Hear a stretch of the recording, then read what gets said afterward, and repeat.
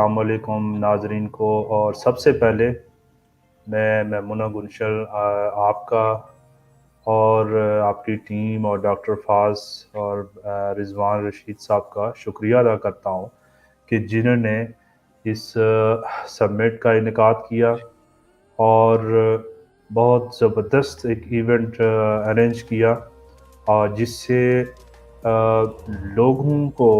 लोगों की ज़िंदगियों में आसानी कैसे पैदा की जा सकती है, लोगों की वैल्यूज़ कैसे ऐड की जा सकती हैं, उसके ऊपर बात हुई है कल भी और आज भी इंशाल्लाह बात हो रही है। तो इसके लिए और इसके ऊपर मैं आपको मुबारकबाद पेश करता हूँ। उसके अलावा और मुझे भी एक एजाज़ हासिल हो रहा है कि मैं इस प्लेटफॉर्म से कुछ सीख भी सकूं और लोगों की ज़िंदगियों में कुछ वैल्यूज़ ऐड करने की कोशिश करूं। तो बेसिकली ये है कि मैं खुद भी ट्रेनर हूं और पढ़ा रहा हूं, और कोविड-19 से मेरा बेसिकली सफ़र स्टार्ट हुआ है। और जब मैं भी जो आम आदमी की तरह सोचता था और आम आदमी की तरह ही बिहेव करता था, वही एटीट्यूड था। लेकिन खुशकिस्मती से और वो ये कहते हैं ना कि एडवर्सिटी जब वो कन्वर्ट करने के लिए अपॉर्चुनिटी में कन्वर्ट करने के लिए मौके मिलते हैं आपको, तो ऐसा ही मेरे साथ भी हुआ। और मेरा जो कांटेक्ट हुआ डॉक्टर फाज से, और इस दौरान इस अरसे में जो मैंने डॉक्टर फाज से सीखा और अपनी ज़िंदगी में जो एक चेंज नज़र आई मुझे, और फिर वहीं से फिर मैंने अपनी एक ज़िंदगी का पर्पस बनाया, एक मकसद डिफ़ाइन किया कि दुनिया में मैं आया हूँ तो मेरी ज़िंदगी का कोई मकसद है।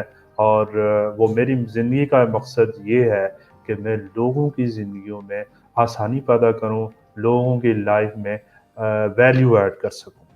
और उसके लिए न सिर्फ डॉक्टर फाज साहब और मैमुना गुलशन और हमारी जो जितनी भी टीम है, उनके साथ मेरा टाइम लग रहा है, ट्रेनिंग्स हम ले रहे हैं, सीख रहे हैं, और यही मकसद, यही हमारा पर्पज़ है बाकी लोगों के लिए भी। तो बात सिर्फ सादी सी है और बहुत बुनियादी बात है, मैं उस पे बात करूँगा कि हम सब जानते हैं कि एक आलमी कानून है कि हर अमल का एक रद्द अमल होता है। इसकी मिसाल ये है कि अगर आप दीवार पे ज़रब लगाएंगे तो उसका एक रद्द अमल होगा, और वो रद्द अमल इस सूरत में होगा कि आपके हाथ में भी दर्द महसूस होगा। और बिल्कुल इसी तरह अगर हम ज़ोर से दीवार पे मारेंगे तो उसी तरह, उसी शिद्दत से आपकी अपने हाथ में दर्द की शिद्दत होगी। तो यही इसी कानून का इत्तलाक जो है वो हर इंसान की ज़िंदगी पे होता है। और वो किस तरह से होता है?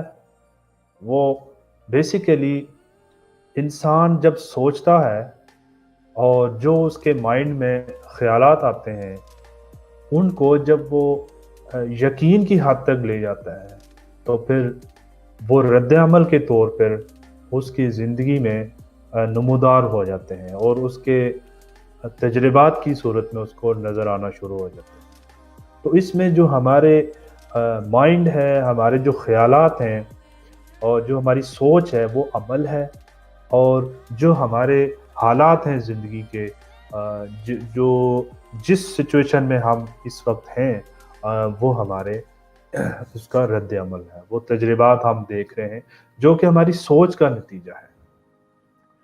तो इंसानी ज़हन जो है 5 सेंसेस के थ्रू इंफॉर्मेशन लेता है और उस इंफॉर्मेशन को उसको प्रोसेस करता है, और फिर जब वो उसको यकीन की हद तक लेके जाता है तो फिर वो हमारी ज़िंदगी में नमूदार होना शुरू हो जाते हैं। तो इससे ये पता चला कि हमारे हालात का जो जो असल है वो हमारी सोच है। और इससे फिर हमें ये भी पता चला कि अगर हम अपने हालात को तब्दील करना चाहते हैं, تو ہمیں اپنی سوچ کو تبدیل کرنا پڑے گا.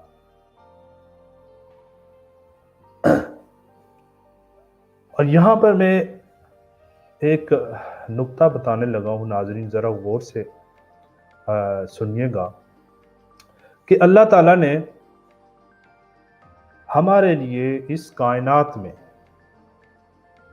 حقیقتیں کچھ پیدا کی ہیں، کچھ حقیقتیں رکھی ہیں، جیسا کہ محبت، خوشحالی، علم، دولت، فراوانی، امن، عزت، ثقافت، صحت اور کامیابی. اور اگر ہم انہی حقیقتوں پہ یقین کر لیں تو اسی کو میں ابنڈنس مائنڈ سیٹ کہہ سکتا ہوں.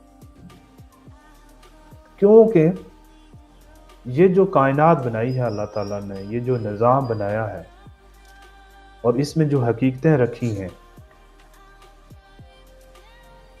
یہ حقیقتیں بھی لازوال ہیں، لامحدود ہیں، بالکل اسی طرح جس طرح اللہ تعالیٰ کی ذات لامحدود ہے. تو اللہ تعالیٰ نے ہر انسان کے لیے اس کائنات میں حصہ رکھا ہے. ہم نے اس کے جو ہمارا حق ہے اس کی چاہت رکھنی ہے، اس پہ یقین کرنا ہے اور اس کو وصول کرنا ہے. اس کے برعکس آپ نے دیکھا ہوگا کہ بے شمار لوگ جو ان کے حالات ہوتے ہیں، جیسے اگر کوئی بندہ بیمار ہے تو اس کی بیماری جو ہے وہ طوالت اختیار کرتی جاتی ہے. اگر کوئی تنگ دست ہے تو اس کی تنگ دستی ختم ہونے کا نام نہیں لے رہی. اگر کوئی خوشحال نہیں ہے، غربت میں ہے، محتاج ہے، تو اس کی حالات تبدیل نہیں ہو رہے. اس کے برعکس اگر ایک انسان خوشحال ہے، دولت مند ہے، علم والا ہے، تو اس کے حالات میں مزید اسی طرح اضافہ ہوتا جا رہا ہے. تو کبھی آپ نے غور کیا کہ یہ ایسا کیوں ہو رہا ہے؟ وہ اس لیے ہو رہا ہے کہ وہ اپنی سوچ میں جس چیز کو ڈومینیٹ کرے گا، جس چیز کے بارے میں زیادہ سوچے گا، وہی اس کے تجربات میں اس کو ریٹرن میں نظر آئے گی. کیونکہ ہم نے پہلے جو بات کی ہے کہ ہر عمل کا ایک رد عمل ہے. ہم اپنی سوچ کو جس چیز پہ مرکوز کریں گے، چاہے وہ خوشحالی، اگر حقیقتوں پہ ہم نے مرکوز رکھا تو ہماری زندگی میں حقیقتوں والی زندگی ہوگی، اور صحت کی فراوانی ہوگی، امن ہوگا، خوشحالی ہوگی، محبت ہوگی، علم ہوگا، دولت ہوگی، صحت ہوگی.